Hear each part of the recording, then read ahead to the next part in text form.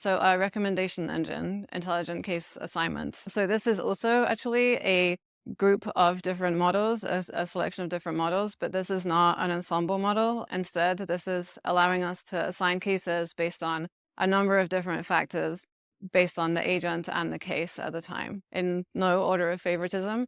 We have a skill score. So a skill score is actually made up of an agent skills model, a case skills model, and then a skill match model.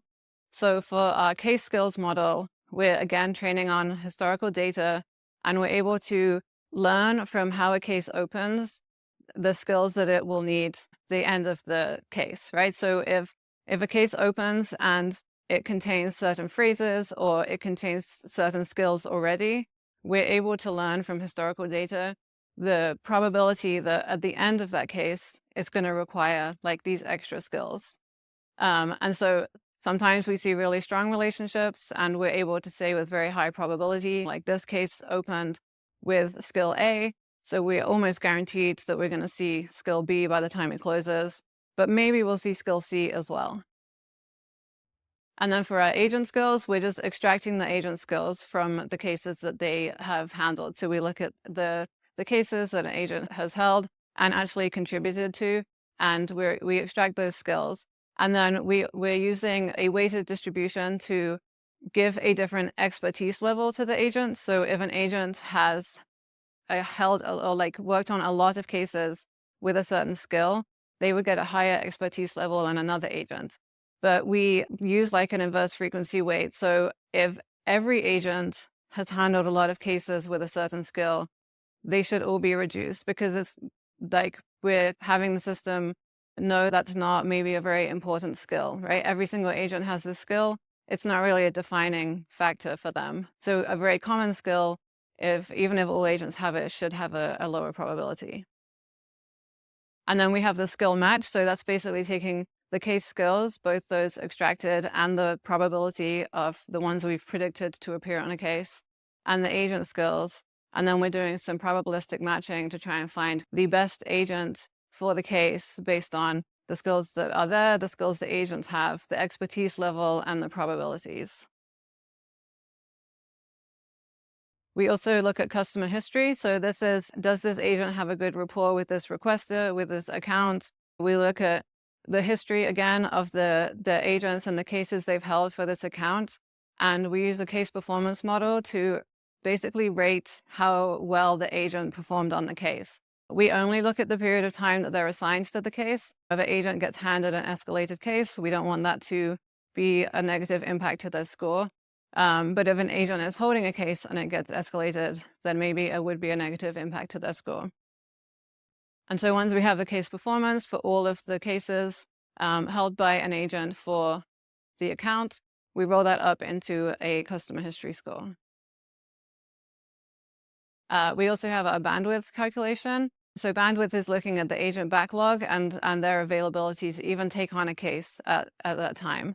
So obviously not all cases are equal in the amount of time and effort they're going to take. So bandwidth is very customizable based on the status and the priority of the case. If an agent is holding 20 cases, but 19 of them are pending, they probably still have pretty high capacity still. But if they're holding 20 cases and they're all open, they're probably pretty busy. Agent backlog is also tuned to an individual customer's data. So we have to know what's like normal for a customer. But we have some customers where just the way they handle their backlogs and their system, it's not unusual for an agent to be holding 50 cases. We have some customers where if an agent is holding 50 cases, we're on fire, like something's gone very wrong. So we need the system to know that, so that we don't just have a hard cut threshold where we say this is a lot of cases, because that's not the case across all of our different customers. We're also looking at the incoming case as well. We want to make sure that we know the size of the incoming case, the kind of effort that case is going to take to solve. So we can see from an agent's backlog, they have a little bit of time, but they don't have enough time for this case. This is a big case, but maybe this other agent who has a little bit more time has time for a big case. And then finally, we have a time overlap. So this is a time series analysis model. So we using time series analysis to predict the times that the requester of the ticket is going to be online. And then we're either using time series analysis or our shifts feature to know when the agent is going to be online. And then we're able to match up those two time series and find the kind of amount of overlap that the agent and requester are going to have in the next 24 hours. So that's an important thing to note. Like, it's not for the next week, it's just for the next 24 hours. And then on top of all of these scores, we have a recent assignment penalty. So our recent assignment penalty is designed to make sure we are dispersing our assignments. So we don't want an agent that has a lot of experience, has a really high skill score.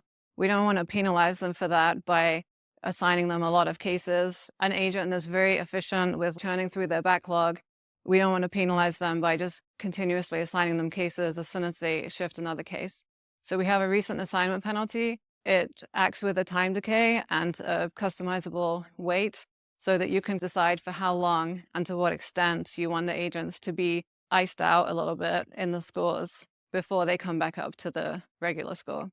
And also, all of this is configurable. So if the most important thing for your assignments is that you just need a warm body to send an email, then we would increase the weight of time overlap and bandwidth, and we would just get anyone who's available onto that ticket so they can start working on it.